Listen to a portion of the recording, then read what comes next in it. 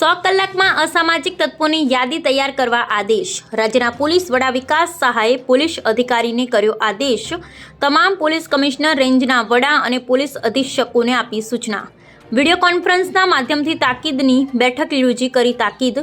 શરીર સંબંધી ગુના, ખંડણી, ધાકધમકી, મિલકત સામેના ગુનાના આરોપી, દારૂ જુગાર, ગેરકાયદે ધંધો, ખનીજ ચોરી સાથે સંકળાયેલા તત્વોનો સમાવેશ, જનતામાં ભય ફેલાવનાર અસામાજિક તત્વોની યાદી બનાવવા કર્યો આદેશ।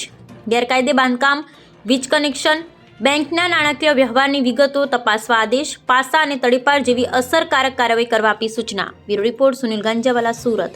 ગુજરાત રાજ્યમાં કાયદા અને વ્યવસ્થા વધુ સુદૃઢ બને અને લોકોમાં શાંતિ અને સુરક્ષાની વધુ અનુભૂતિ થાય તે માટે ગુજરાત પોલીસ તરફથી એક હોલ ઓફ ગવર્મેન્ટ એપ્રોચના માધ્યમથી કડક કાર્યવાહી કરવાની એક રૂપરેખા તૈયાર કરવામાં આવી છે।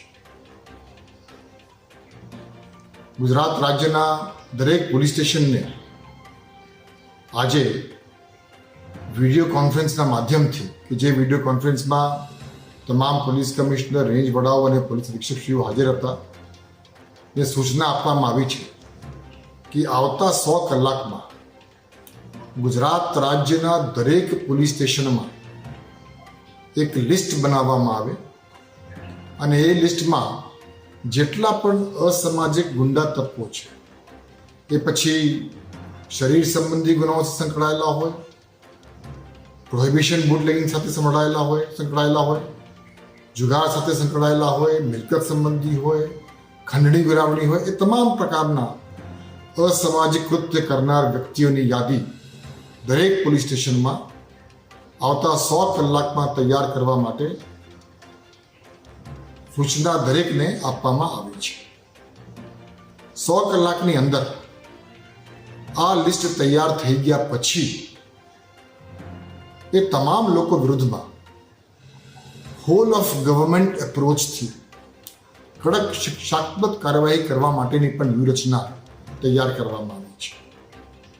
આવા અસામાજિક ગુંડા તત્વો જો કોઈ ગેરકાયદેસર બાંધકામ કર્યું હોય, સરકારી જમીન ઉપર એન્ક્રોચમેન્ટ કર્યું હોય, ગેરકાયદેસર વીજ કનેક્શન લીધા હોય, ભાડુઆતના નોટિફિકેશનનું પાલન નહીં કર્યું હોય, અગાઉ ગુનામાં પકડાયા હોય, જામીન મળી હોય, જામીન રદ ન થયા હોય તો જામીન રદ કરવા માટેની એ તમામ પ્રકારની અલગ અલગ પ્રકારની કાર્યવાહી પોલીસ એમની રીતે અને સ્થાનિક મ્યુનિસિપલ કોર્પોરેશન કે નગરપાલિકા કે ગ્રામ પંચાયતને સાથે રાખી ને કડકમાં કડક પગલાં લેવા માટે આજે દરેકને સૂચના આપવામાં આવી છે। ગુજરાત પોલીસ કોઈ પણ અસામાજિક કૃત્યને ખૂબ ગંભીરતાથી લે છે અને ખાસ કરીને એવા પ્રકારના બનાવો જ્યારે બની જાય છે કે જેના કારણે આમ જનતામાં એક ભયની લાગણી ફેલાય છે, તે ખૂબ ગંભીર બાબત બની જાય છે। એટલે આ પ્રકારની પ્રોએક્ટિવ પોલીસિંગના માધ્યમથી જે લોકોની વિરુદ્ધમાં એવા પ્રકારનો ભૂતપૂર્વમાં ઇતિહાસ રહ્યા છે એ તમામ લોકોને શોધીને એનો ડોસિયર તૈયાર કરી અને એના વિરુદ્ધમાં તાત્કાલિક શિક્ષાત્મક કાર્યવાહી કરવા માટેની સૂચના આજ રોજ વિડીયો કોન્ફરન્સના માધ્યમથી દરેક પોલીસ કમિશનર, દરેક રેન્જ વડા અને દરેક પોલીસ અધિક્ષકશ્રીઓને સૂચના આપવામાં આવી છે।